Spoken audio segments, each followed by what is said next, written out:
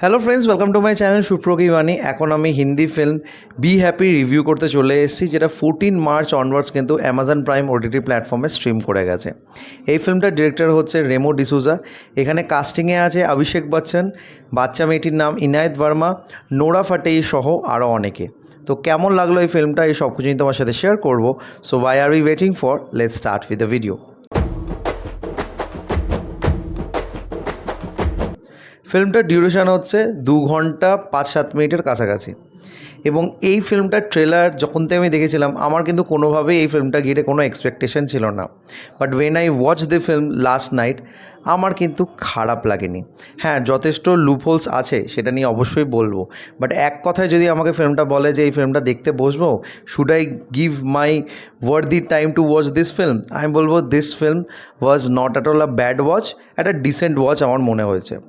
মূলত এই ফিল্মটার গল্পটা হচ্ছে একটা বাবা আর মেয়েকে ঘিরে। তো সেই বাবাটা তার মেয়ের স্বপ্ন পূরণের জন্য কত দূর যেতে পারে সেটা নিয়ে হচ্ছে গল্পটা।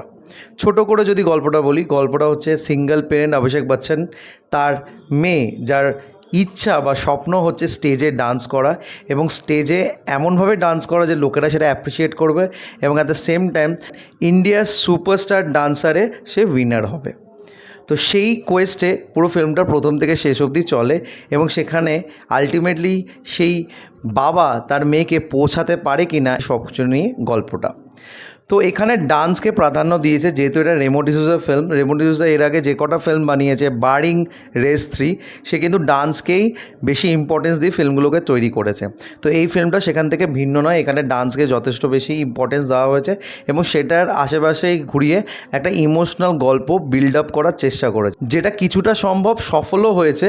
তবে ম্যাক্সিমাম জায়গায় একটু ছন্নছাড়া মনে হয়েছে। সেটার কারণ হচ্ছে যেই সিনসগুলোকে লেখা হয়েছিল bearing the camaraderie of father and daughter, সেই সিনগুলোর ইম্প্যাক্টটা স্ক্রিন প্লের মধ্যে ছিল না, এবং সেটাকে সেইভাবে কিন্তু পুল অফও করতে পারি through the performance. No doubt Abhishek Bachchan কিন্তু নিজের বেস্ট দিয়েছে, অ্যান্ড তার থেকেও বেশি বাচ্চা মেয়েটি ইনায়েত ভার্মা, সে কিন্তু দুর্দান্তভাবে অভিনয় করেছে। মানে তোমরা তার অভিনয়ে প্রেমে পড়বে, এইটুকুনি আমি গ্যারেন্টি দিতে পারি। এছাড়া এখানে একজন সাউথ অ্যাক্টারও আছে, যাকে তোমরা বাহুবলীতেও দেখেছো, সে দাদার রোল প্লে করেছে, দাদুর রোল প্লে করেছে, এবং সেও কিন্তু বেশ একটা ইম্পর্টেন্ট রোল এবং খুব সুন্দরভাবে প্লে করেছে। নোরা ফাটেও কিন্তু যেইটুকুনি পোর্শন ছিল, শি ওয়াজ গুড। খুব আহামরি অ্যাক্টিং না করলেও she was okay with the plot, যেভাবে তাকে নিয়ে যাওয়া হয়েছে। এখানে আরও অনেকে গেস্ট অ্যাপিয়ারেন্সে আছে, তাদের নাম আমি দিচ্ছি না, তোমরা ফিল্মটা দেখলে বুঝতে পারবে। এবং এখানে যে কোরিওগ্রাফি পোর্শনসগুলো আছে, সেগুলো কিন্তু অবশ্যই তোমাদের তাক লাগাবে। সেগুলো খুব সুন্দরভাবে ফিল্মের মধ্যে ডিজাইন করা হয়েছে, এবং সেগুলো দেখতেও খুব ভালো লেগেছে।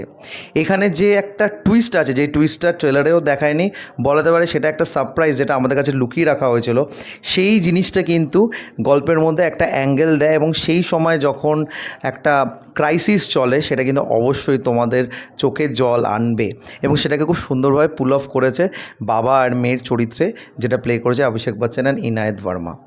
তো আমার কাছে এই ফিল্মটা একটা ডিসেন্ট ওয়াচ মনে হয়েছে, তবে এটা খুব একটা আহামরি ফিল্ম না, আমি আবারও বলছি। তবে তোমরা যদি দেখতে বসো, তোমাদের খারাপ লাগবে না। তো তোমরা যারা যারা ফিল্মটা দেখেছো, প্লিজ কমেন্ট করে জানিও তোমাদের কেমন লেগেছে, এবং আমার যদি ভিডিওটা ভালো লেগে থাকে, don't forget to like, share and subscribe my channel. আমার সাথে জুড়ে থাকার জন্য আমাকে ইনস্টাগ্রামে ফলো করতে পারো। ইনস্টাগ্রাম হ্যান্ডেল হলো সুপ্র09বিট্টু। এছাড়া তোমরা আমাকে ফেসবুক পেজে ফলো করতে পারো, ফেসবুক পেজের নাম হলো সুপ্রকি বাণী। Till then, stay tuned.